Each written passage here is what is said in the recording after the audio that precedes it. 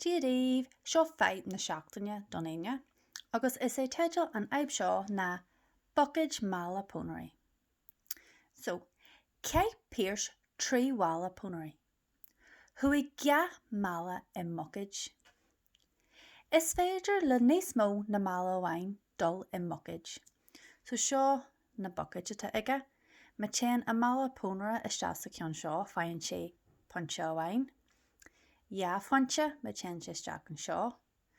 Trícean ma téan sé isteach an sin, agus ceathair ma téan sé isteach an seo. Nes, céiste hain. Go dé an scór is airde is féidir le pírs a ail. Nes ná dean dearmar gur cé sé trí mala pónaí. So céiste hain, go dé an scór is airde is féidir leis a ail. Céiste dó, feidh trí bhealach chun sé a scórail. Ever a trí, feidh trí bhealach chun ní a scórail. Agus ever a ceathair, céad é na scór eile is féidir le pírs a ail.